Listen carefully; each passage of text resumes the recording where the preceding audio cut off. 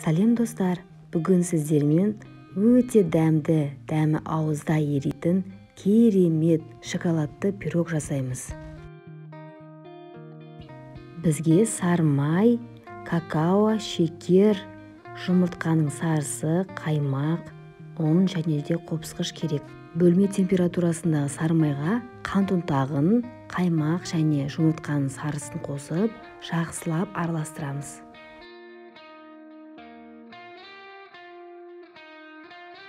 Ұнға какао мен қопсқышты қосып, жақсылап араластырып аламыз. Массамызға ұнымызды електен өткізіп, жұмсақ қамыр жасаймыз.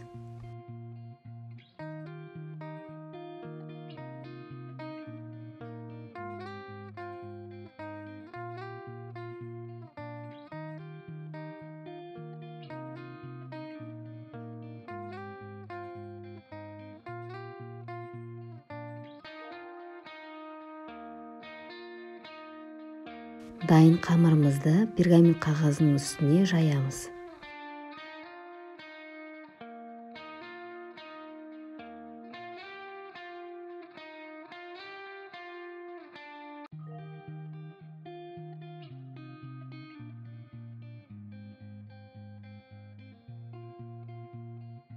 Қамырымызды қатты жұқа етпейміз, шамамен 1-2 сантиметр етіп жаямыз.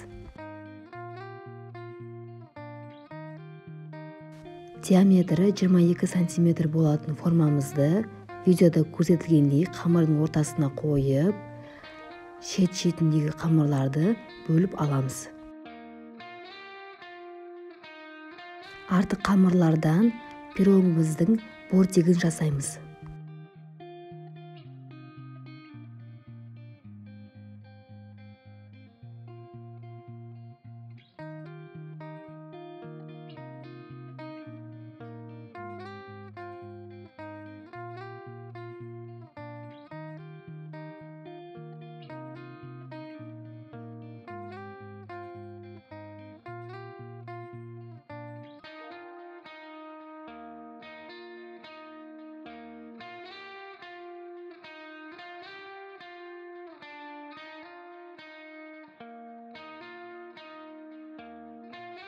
Ал енді қамырымыз қату үшін тоңазытқыштың мұздатқышына 30 минутқа салып қоямыз. Қамырымыз тоңазытқышта 30 минут тұрды. Енді шанышқымен кішкене тесіп шығамыз.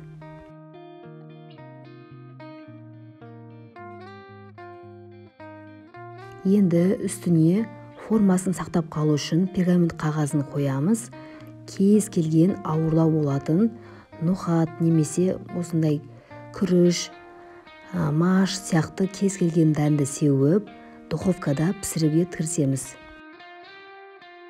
Дәнді туралап қойып шығамыз, сосын қызып тұрған духовкада 165 градуста 15 минут пісіреміз. Сосын алып тастап, тағы да 15 минут пісіреміз. Енді кремін дайындаймыз. Сүтке, клейге қосып араластырамыз, шекерді қосамыз, какао және кукуруздың крахмалды қосып, жақсылап араластырып аламыз.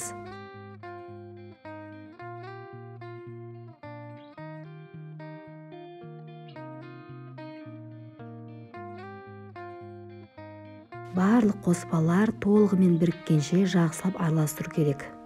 Сосын газдың отын орташа қойып, жайлап, араластырып тұрып қайнатамыз. Құрамындағы крахмал тез қоюланады. Сондықтан асы күйіп кетпеу үшін тоқтамай араластырып тұру керек.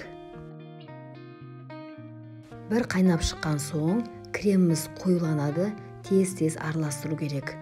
Пузырьктер шықса, демек креміміз дайын деген сөз. Дәл осы ыстық кезінде бір Қазақстан шоколадын қосамыз және бөлме температурасындағы сары майды қосып, біріккенше араластырамыз.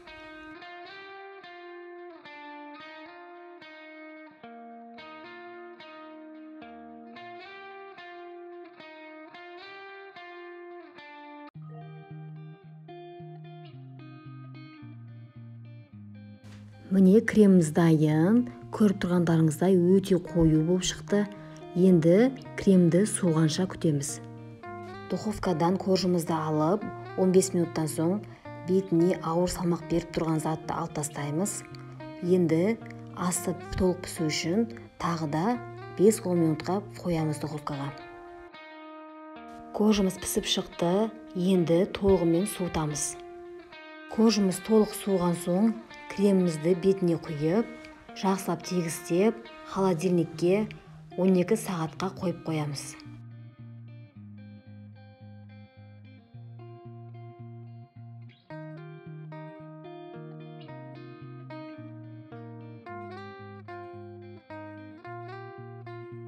Міне біздің шоколадты пирогымыз дайын болды.